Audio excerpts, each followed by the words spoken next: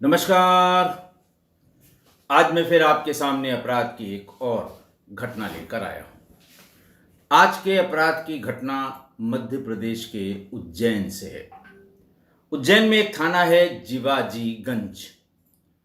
जीवाजीगंज के जूनी सोमवारिया मोहल्ले में 11 मई 2024 यानी आज की घटना भी हाल फिलहाल की है, हालिया है।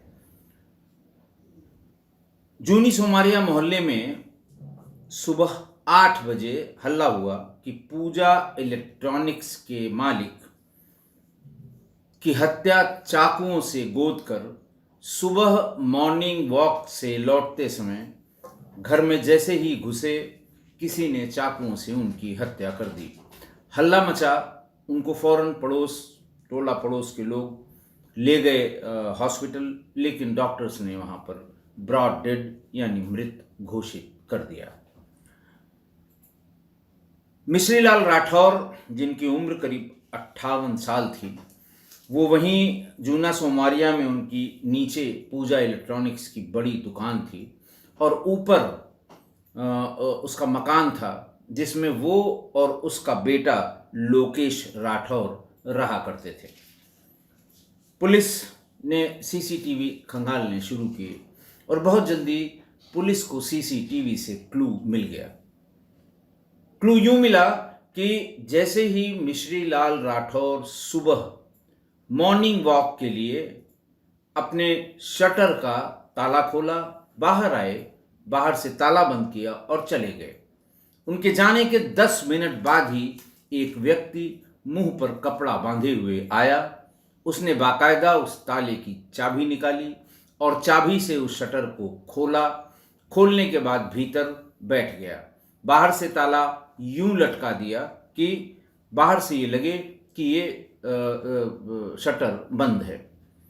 और जैसे ही 7 बजे से बैठ गया, 8 बजे जैसे ही मिश्रीलाल राठौर अपने मुख्य गेट से भीतर घुसे, घात लगाकर बैठे हुए, मुंह बांधे हुए उस अपराधी ने फौरन चाकुओं से ताबड़तोड़ वार किए और 2 मिनट में ही वहां से भागता हुआ निकल गया। पुलिस ने बड़ी कोशिश की कि उस व्यक्ति की पहचान हो, लेकिन तमाम परम्यूटेशन कॉम्बिनेशन, तमाम क्राइम ब्रांच के सिपाहियों और तमाम लोगों से बातचीत करने के बाद भी उस व्यक्ति की पहचान नहीं हो पाई। पुलिस ने जब आगे जांच शुरू की तो पता लगा कि मिश्रीलाल की पत्नी कृष्णा बाई, वो मिश्रीलाल के एक दूसरे मकान पर, जो वहां से थोड़ा दूर पर था, वहां मिश्रीलाल की भांजी के साथ अकेली रहती थी। मिश्रीलाल और उनकी पत्नी कृष्णाबाई में संबंध अच्छे नहीं थे। पड़ोसियों ने, रिश्तेदारों ने जो मौके पर आए थे, उन्होंने बताया कि दोनों में अक्सर झगड़ा होता था। रिश्तेदारों ने बीच बचाव करके ये कहा कि कृष्णाबाई अलग मकान में रहें, ये अलग मकान में रहें, और इससे दोनों के बीच की जो ये रोज रोज की चिक है ये नहीं होगी और हो सकता है इस बीच में समय के साथ साथ कोई सुधार हो जाए। लेकिन ऐसा कुछ नहीं हो पाया। पुलिस ने फौरन कृष्णाबाई की कॉल डिटेल को खंगालना शुरू किया, मोबाइल फोन के। कृष्णाबाई का मोबाइल फोन की कॉल डिटेल खंगालते ही उन्हें एक शख्स, एक नंबर जिससे सुबह 7 बजे से और 8 बजे तक बात हो रही थी और ठीक 8 बजे वो मोबाइल फोन बंद हो जाता है, यानी कि जब ये अपराध हुआ, जब ये हत्या हुई, उसके बाद से वो फोन बंद कर दिया गया। पुलिस ने उसके फिजिकल वेरिफिकेशन के लिए तमाम उसके मोबाइल की सीडीआर से नंबर इकट्ठा किए और ये पता लगा कि वो और कोई नहीं, गोपाल चौधरी नाम का एक व्यक्ति है जिसका आपराधिक इतिहास भी है और उसके बारे में भी लोगों को पता है कि ये बदमाश है। गोपाल चौधरी तो पकड़ में नहीं आया उस समय, लेकिन पुलिस कृष्णाबाई को उठा लाई। पुलिस ने पूछताछ शुरू की, ये गोपाल चौधरी कौन है और हत्या से थोड़ा पहले तक उससे तुम्हारी कौन सी बात होती रही। बहुत देर तक रजिस्ट करने का मतलब नहीं था। थोड़ी देर में कृष्णाबाई टूट गई और उसने बताया कि मेरे और मेरे पति के संबंध अच्छे नहीं थे। मेरे पति के कई महिलाओं से संबंध थे और पति मेरे ऊपर आरोप लगाते थे कि मेरे कई लोगों से संबंध है। कारण भी उसका बड़ा स्पष्ट हुआ, देखने में लग रहा था कि 58 साल के मिश्रीलाल राठौर और 40 वर्ष की उसकी पत्नी कृष्णाबाई 40-42 साल की थी। तो और वो देखने में कोई ऐसी बुजुर्ग सी नहीं पता लग रही थी और इसी का ताना दे दे के दोनों में रोज रोज का झगड़ा हुआ करता था। फिर रिश्तेदारों ने बीच बचाव करके कृष्णाबाई को कहा कि तुम इसके दूसरे वाले मकान पे जाके रहो। इस पर मिश्रीलाल राठौर एग्री हो गए। घर में एक भांजी भी रहती थी मिश्रीलाल की, और फिर कृष्णाबाई ने कहा मैं अकेले वहाँ रह नहीं पाऊंगी, भांजी को अपने साथ वहाँ ले जाऊंगी। मिश्रीलाल राठौर इस पर भी राजी हो गया। भांजी और उसकी मामी यानी कृष्णाबाई एक मकान में और मिश्रीलाल राठौर और उनका लड़का लोकेश राठौर दूसरे मकान में रहते थे। बात दोनों में बिगड़ते बिगड़ते इतनी बिगड़ गई कि कृष्णाबाई को ये लगा कि अब मिश्रीलाल राठौर मुझे इस मकान से भी बेदखल कर देगा, हटा देगा, निकाल देगा। हो सकता है ये सेपरेशन का जो तलाक का मुकदमा है वो दाखिल कर दे। बहरहाल वो बहुत जल्दी मुझे इस मकान से निकालने वाला है। इसलिए उसने, उसकी पुरानी जान पहचान थी आंजना बस्ती के रहने वाले गोपाल चौधरी से, किसी सर्किल में कोई किसी ने रेफरेंस दिया होगा कि बदमाश है, उसी से उसका नंबर लेकर गोपाल चौधरी को अपने यहाँ बुलवाया और भांजी की मौजूदगी में ये पूछा कि इसको अपने रास्ते से हटाना है, क्या करना होगा और कितना खर्च लगेगा। गोपाल चौधरी ने बताया कि मिश्रीलाल राठौर अच्छा और बड़ा व्यापारी है। जैसे ही उसका काम हम करेंगे हल्ला मचेगा, दबाव होगा, अगर मारने वाला पकड़ गया पैसा भी बहुत खर्च होगा। बात 10 लाख से शुरू हुई, 6 लाख पर आकर टिक गई। 2 लाख रुपए फौरन उसी समय निकालकर कृष्णाबाई ने अपनी भांजी माया के हाथ उसे गोपाल चौधरी के लिए भिजवा दिया और कहा कि यह काम जितनी जल्दी हो सके करा दीजिए, वरना मेरा बहुत नुकसान होगा। रैकी की गोपाल चौधरी बदमाश था, लेकिन उसने सोचा कि कल को बात खुलेगी, हम भी पकड़े जाएंगे। उसने लिहाजा एक तीसरे लोकल गुंडे जैसे होते हैं, लोकल बदमाश, उनको तय किया और उससे कहा कि मैं तुम्हें 2 लाख रुपए दूंगा, काम होने के बाद 1.5 लाख रुपए और अभी 20,000 रुपए लेके तुम रैकी वैकी करो, बाकी पैसा मैं पहुंचा दूंगा। उसने रैकी करनी शुरू की। फिर ये बात हुई कि जब वो घर को आ रहा हो, रोज मॉर्निंग वॉक पे जाता है, लौटेगा, तो हमें उसके लिए वो चाबी चाहिए मुख्य चैनल गेट की, कि हम ताला खोलकर भीतर बैठे रहें और वो जैसे ही आए वहीं उसकी हत्या करके चुपचाप निकल आएं। क्योंकि घर में ऐसा करने में 3 जगह से दरवाजे बंद होते हैं। दरवाजे को खुलवाना, जाना, बेटा उसका वहाँ रहता है, थोड़ा रिस्की काम है। कृष्णाबाई ने कहा कि हाँ, वहाँ के तीनों गेट के एक एक चाबियाँ मेरे पास भी हैं, और बाहर के गेट की चाबी उन्होंने गोपाल चौधरी को दे दी। उसका पूरा शेड्यूल उसने बता भी दिया और इसीलिए सुबह का समय तय किया गया। गोपाल ने ये चाबी करण को दे दी, करण सोलंकी को, और पूरी बात समझा दी। करण सोलंकी ने वही किया जो उसको समझाया गया था। 11 मई को वो जैसे ही दूर से खड़ा होकर देखता रहा जहाँ वो वॉक करने जाते हैं। जब वो वॉक करने के लिए निकल गया, फ़ौरन गया, ताला खोला और ताले को वैसे ही लटका दिया कि थोड़ी देर तो आके आदमी सोचेगा, और चाबी उसके पास थी, कोई दिक्कत नहीं थी।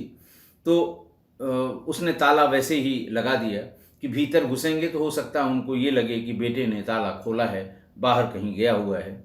और जैसे ही भीतर घुसेंगे उस समय कोई नहीं होगा, सुबह का टाइम होगा और आराम से हम अपना काम कर लेंगे। एग्जैक्टली यही हुआ, लेकिन दूर की एक सीसीटीवी में पूरी बात कैद हो गई कि 7 बजे वो आकर बैठ गया और 8 बजे जैसे ही मिश्रीलाल राठौर अपने मुख्य गेट से भीतर घुसे, वैसे ही चाकुओं से गोद कर उसकी हत्या कर दी। अब आप देखिए सिफत ये कि वो रोज इसको परसू कर रही थी कृष्णा चौधरी, और सुबह 6 बजे कृष्णा चौधरी ने ही फ़ोन करके पूछा था कि अब वो तैयार हो रहा होगा, 7 बजे वो ज़रूर निकल जाएगा, देर मत करो, आज ये काम कर डालो। तब और वो बराबर बात करता रहा, ये बताती रही कि कहाँ पे खड़े होगे तो किसी की नज़र नहीं पड़ेगी। उसने ये भी बताया था कि फलां रास्ते से मत आना जाना, वहाँ सीसीटीवी कैमरे लगे हुए हैं। बहरहाल वो उसके कहे के मुताबिक, और जब वो बैठा रहा, वेट करता रहा, इस बीच में बार बार कृष्णा की उससे करण सोलंकी से बात होती रही। करण सोलंकी से वो हर, जैसे डायरेक्शन होता है या लाइव स्ट्रीमिंग होती है, और जब उसने चाकुओं से उसे मार दिया तो बाहर निकलने पर उसने कहा कि काम हो गया। फिर कृष्णाबाई ने कहा कि जाके देख लो एक बार, ऐसा न हो कि बच जाए।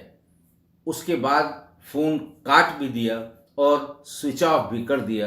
करण सोलंकी ने वहाँ से भाग भी गया। फिर पुलिस ने उसकी निशानदेही पर मिश्रीलाल की भांजी माया कृष्णा को गिरफ्तार किया ही था, गोपाल चौधरी को भी गिरफ्तार कर लिया, लेकिन करण सोलंकी अभी तक पुलिस की गिरफ्त से बाहर है। आज की घटना देखिए,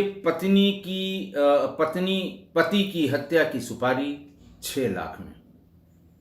कारण कि पति पर संदेह करती थी और वो किसी और के संपर्क में है, किसी और महिला के संपर्क में है। लड़ाई झगड़ा कलेश ये रोजमर्रा की बात हो गई थी। इसी झगड़े की वजह से पति भी संदेह करने लगा कि ये बहुत झगड़ा करती है मुझसे, जरा सा भी ये अच्छे से बात नहीं करती, उम्र भी इसकी कम है, देखने में ये ज़्यादा सुंदर है, ऐसा लगता है कि इसका भी किसी से चक्कर चल रहा है, इसीलिए वो मुझसे हमेशा बैर रखती है, मेरे ऊपर बहुत चिल्लाती है और रोज़ झगड़ा करती है। संदेह यही करने लगा कि इसी वजह से, और इतने संबंध खराब हो गए इसी शक की बिना पर कि पति को ये लगने लगा कि ये रोज रोज की चिक चिक सिर्फ इसीलिए होती है क्योंकि इसके किसी से संबंध है। और पत्नी ये सोचती थी कि ये सुबह निकल जाता है, रात में आता है और मुझसे इस तरह से बातें करता है, इसका मतलब इसका किसी से संबंध है। एक भांजी थी जो मामा मामी के घर रहती थी। भांजी को लेकर वो अलग मकान में रहने लगी। ऐसा रिश्तेदारों ने तय किया कि रोज रोज की चिक चिक से अच्छा है तुम अलग रहो, तुम अब वहाँ रहो। एक राशि तय कर दी गई कि ये निश्चित राशि हर हाल में मिश्रीलाल अपनी पत्नी और उसकी भांजी के भरण पोषण के लिए देंगे। हालांकि शुरुआत में कृष्णा देवी ये कहती रही मेरे बेटे को मेरे साथ रखिए, लेकिन फिर रिश्तेदार राजी नहीं हुए और न ही मिश्रीलाल राठौर इसके लिए राजी हुए। मिश्रीलाल राठौर अपने बेटे के साथ और पत्नी कृष्णाबाई वो अपनी भांजी के साथ रहने लगी। पुलिस की विवेचना में ये पता लगा कि ये भांजी जो है मामा मामी के झगड़े को बढ़ाती रही, उकसाती रही और उनके बीच आग लगाती रही। जब बहुत डिटेल में उससे पूछताछ की गई तो वो उससे पूछा गया कि तुम ये ऐसा क्यों करती थी, क्यों झगड़ा लगाती थी अपने मामा मामी के बीच में। तो वो कहती थी कि देखिए मैं अपने घर वापस जा नहीं सकती थी, अगर मामा मामी एक राय हो गए किसी भी दिन तो मुझे यहाँ से निकाल के बाहर करेंगे। बेहतर ये है कि ये दोनों कभी एक राय न हो पाए। एक दूसरे से झगड़ा करें, क्योंकि फिर अगर मामा ये कहेगा भी कि इसको निकाल बाहर करो तो मामी कभी नहीं निकालेंगी। और इस तरह से वो बैलेंस बनाती रही कि हम किसकी तरफ रहें कि हम सेफ रहें। और फाइनली उसने मामी की तरफ रहना स्वीकार किया। और ये भी कि वो मामी से उसके खर्चे बहुत ज़्यादा थे। कभी कभी मामा चिल्लाता भी था कि इतने खर्चे इसके हैं, हमारे लड़के के इतने खर्चे नहीं हैं। और वो बिना खर्चे के रहना उसके लिए मुश्किल था, इसीलिए वो दोनों को लड़ाती रही। चूंकि भांजी से मामा को कोई गुरेज नहीं था उसके आने जाने या रहने से, इसलिए पत्नी कृष्णा अक्सर किसी न किसी बहाने भांजी माया को मामा के घर पर भेजती थी। भेजती तो बेसिकली मुखबिरी के लिए थी। कभी उसके दुकान पर भेज दे पैसे के लिए, कभी मकान में चाबी लेके भेज दे कि फलाना सामान मामी यहाँ भूल गई हैं, उसको लेने आई हूँ। और वो टाइम बे टाइम भेजती थी। तो लौट के वो एक का चार मामा के बारे में मामी को बताती थी। जैसे उसने ये बताया कि अक्सर वो बताती थी कि मैं जाकर बैठी, मामा से बातचीत शुरू हुई, मामा भी मुझसे पूछ रहे थे, तभी किसी का फोन आया और जोर से वो फोन लेके मामा छत की तरफ भागे। शुरुआत में कुछ कोड वर्ड टाइप की बात की। मैंने पीछे पीछे जाकर सुनने की कोशिश की कि जिससे बात कर रहे हैं वो पुरुष है कि महिला है, लेकिन वो तेजी से ऊपर छत पर चले गए। क्योंकि मेरी वजह से ही वो छत पर गए थे, इसलिए मेरा छत पर जाकर ये सुनना कि वो लड़की से बात कर रहे हैं या आदमी से बात कर रहे हैं, ये संभव नहीं था। लेकिन गेस मेरा ये है कि ज़रूर किसी लड़की या महिला का फ़ोन था, इसीलिए मामा भाग के छत पर चले गए थे और आधे घंटे बाद लौटे। अब आप ये बात दो पति पत्नी, दो लोगों के बीच में जिनमें पहले से अनबन है, एक बात ये बता दी तो पत्नी तो सोच ही रही थी पहले से ही, वो पुख्ता हो गई कि बस बस तुम एकदम सही कह रही हो, यही बात हुई होगी। कभी बताया कि देखिए आप वहाँ हैं नहीं 3-4 महीने से, और मैं मामा के कमरे में गई तो वहाँ पर पॉलीथीन बैग जो जयश्री साड़ी वालों का है, वो पॉलीथीन बैग, साड़ी नहीं थी उसमें, बैग अकेले मामा के कमरे में पड़ा हुआ दिखा। तो आखिर साड़ी तो आई, किसके लिए आई ये नहीं पता मुझे। तो कहना ही है, वो मामी उसकी कहेंगे बस मैं समझ गया किसी चुड़ैल के लिए आई होगी, यही कहा भी जाता है। लेकिन बाद में ये पता लगा ये दोनों ही बातें झूठी थी। जब विवेचना हुई, जब थोड़ा सा विशिष्ट श्रेणी वाली पूछताछ हुई, तो ये बनाई हुई बात थी ताकि वो गुस्सा करें, नाराज हों, आग बबूला हों। ये मामा की बात बताती थी और इसी तरह की बनाई हुई बातों से वो मामी को भड़काती रही और बराबर वो कोई न कोई बहाना बनाकर चाबी लेकर मामी के कमरे की, ये कह के कि हमें मामी ने सामान लेने के लिए भेजा है, वो आती थी। और जब लौट के जाती थी मामा के यहाँ, जब सामान लेने जाती थी तो मामा भी हाल चाल पूछते थे, क्या हाल चाल है तुम्हारे मामी के। तो उनको भी एक गढ़ी हुई कहानी बता देती थी। घटना के 5-6 दिन पहले जब गई तो मामा ने पूछा क्या हाल चाल है, क्या खाना बनता है। मतलब जब एक दूसरे से इतने खराब संबंध हो तो एक दूसरे की कितनी छीछा लेदर हो रही है जानने की कोशिश दोनों ही करते थे। तो जब उसने फिर एक गढ़ी हुई कहानी बता दी, उसने कहा कि कल कहाँ थी मामी। उन्होंने कहा कल हमको ऐसा लगता है, अंदाज़ा है मेरा कि कल शायद वो पिक्चर देखने गई थी, क्योंकि जब वो शाम को आई तो वो हीरा मंडी की स्टोरी बता रही थी। हालांकि उन्होंने ये नहीं बताया कि वो पिक्चर देखने गई थी, न ये बताया कि वो बाजार गई थी, लेकिन हीरा मंडी की कहानी जब वो आके थोड़ी थोड़ी देर में बता रही थी तो मेरा ये पक्का अनुमान है कि वो हीरा मंडी देखने गई थी। मामा ने पूछा अकेले गई, बोले ये सब नहीं पता मुझे कि अकेले गई थी किसी के साथ गई थी, लेकिन हीरा मंडी की जिस तरह से वो स्टोरी बता रही थी, मेरा बिल्कुल गेस है, ये पक्का गेस है मामा कि वो ज़रूर हीरा मंडी फिल्म देखने गई थी। बस इतनी सी बात जिसमें कोई फैक्ट नहीं था, ये आग लगाने के लिए पर्याप्त था। और उसी दिन पति ने ये कहा था कि अब उसको हमें उस घर से भी निकालना पड़ेगा, घर मेरा गंदा हो रहा है। वहाँ से लौटी तो फौरन ये बात मामी को बता दी कि मामा ऐसा कह रहे थे कि अब बहुत जल्दी ही मैं उससे वो वाला घर भी खाली करा लूँगा। घबरा गई कृष्णा।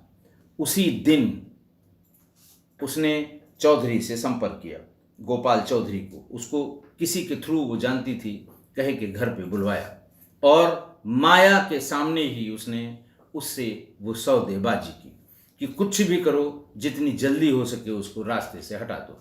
गोपाल चौधरी ने भी भाव बढ़ाया कि बड़ा आदमी है, बवाल होगा, पैसा बहुत खर्च होगा। बहरहाल 10 लाख से शुरू हुई बात तय तोड़ करने के बाद 6 लाख पर सिमट गई और उसने कहा कि भाई 6 लाख है तो कम से कम 3 लाख एडवांस दे दीजिए। कृष्णा बाई जो है वो व्यापारी की पत्नी थी, उन्होंने 2 लाख पे तय किया कि ठीक है 2 लाख नगद आप अभी ले लीजिए।